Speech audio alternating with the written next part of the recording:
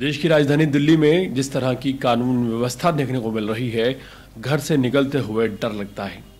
जिस तरह कल एक वारदात सामने आई दिल्ली के पश्चिम बिहार के रिंग रोड इलाके में, जहां सुबह तकरीबन 6:30 से 7 बजे के बीच एक शख्स पर ताबड़तोड़ गोलियां चलाई गई। पूरे मामले में दिल्ली पुलिस ने नया खुलासा किया है, लेकिन जो खबर सामने आई है वो दिल दहला देने वाली है। दरअसल दिल्ली पुलिस ने दावा किया था कि 10 राउंड फायरिंग हुई है, लेकिन अब रिपोर्ट में यह बात सामने आई है कि पश्चिम बिहार के रहने वाले राजकुमार दलाल पर 16 राउंड फायरिंग की गई थी।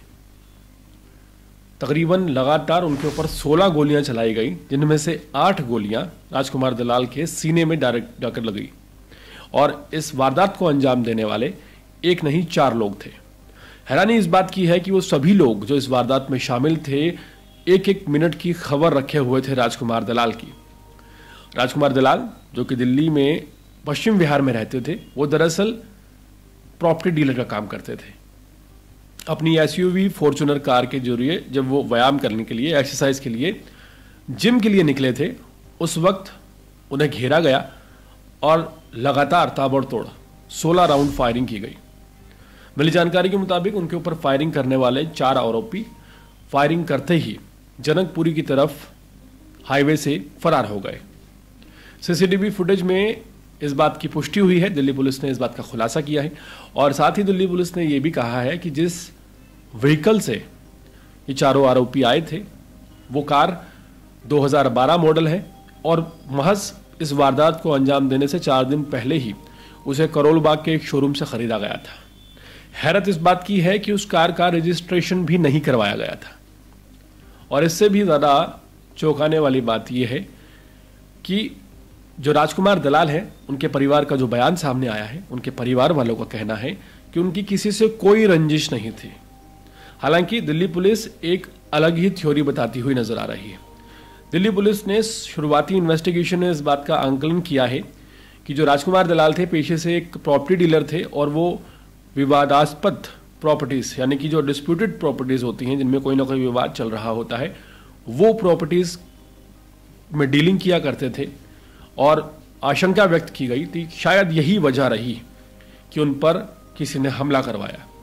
ये डाउट किया जा रहा है कि जो लोग इस वारदात को अंजाम देने के लिए पश्चिम बिहार के रिंग रोड पर कल सुबह 6:30 से 7 बजे के बीच पहुंचे थे, वो दरअसल भाड़े के बदमाश रहे होंगे। इसके पीछे का जो तर्क दिल्ली पुलिस दे रही है, उसका रीज़न ये है कि दिल्ली पुलिस के हाथ हाल ही में कुछ दस्तावेज लगे हैं और दिल्ली पुलिस ने यह बताया है कि 6 करोड़ रुपए की एक प्रॉपर्टी दिल्ली हरियाणा के टिकरी बॉर्डर पर हाल ही में राजकुमार दलाल ने खरीदी थी। और शायद ये प्रॉपर्टी ही इस पूरे विवाद की जड़ में है, या आप कह सकते हैं कि ये जो वारदात को अंजाम दिया गया है, इसके पीछे की मुख्य वजह के तार कहीं ना कहीं इस प्रॉपर्टी की खरीद फरोख्त से जुड़े हुए हैं। अब मामला क्या है, ये तो जब दिल्ली पुलिस आरोपियों को गिरफ्तार कर लेगी तभी बताएगी। लेकिन हाल ही की अगर बात की जाए तो हाल फिलहाल तकरीबन 24 से ज़्यादा घंटे हो चुके हैं। दिल्ली पुलिस ने इतना ही बताया है कि जो आरोपी थे उनकी संख्या 4 थी। शुभम नाम के शख्स के नाम पर 2012 मॉडल की एक कार 4 दिन पहले खरीदी गई थी करोल बाग के शोरूम से। शुभम दरअसल यमुना पार इलाके का रहने वाला है। उसको पकड़ने के लिए दिल्ली पुलिस इन्वेस्टिगेशन के तौर पर उसके रहने वाले इलाके में लगातार गश्त कर रही है और इनपुट जुटाने की कोशिश कर रही है। पूरे मामले में क्या अपडेट सामने आता है ये तो आने वाला वक्त ही बताएगा। लेकिन जिस तरह से दिल्ली में जब चुनाव शुरू हुए थे तो आम आदमी पार्टी ने एक बड़ा मुद्दा दिल्ली की कानून व्यवस्था को बताया था। अरविंद केजरीवाल हो या आम आदमी पार्टी के तमाम बड़े नेता हो, सभी दिल्ली के उन व्यापारियों से मिले थे जिन पर दिल्ली में जिस वक्त चुनाव हो रहे थे या तो उन्हें थ्रेटिंग हुई थी, उनसे रंगदारी मांगी गई थी, या उनके किसी शोरूम पर गोली चलाई गई थी। उस वक्त अरविंद केजरीवाल ने यह बात कही थी कि दिल्ली में जो कानून व्यवस्था है वो बद से बदतर हो चुकी है। आए दिन व्यापारियों से रंगदारी मांगी जाती है और रंगदारी नहीं देते हैं तो उन्हें मारने की धमकी दी जाती है।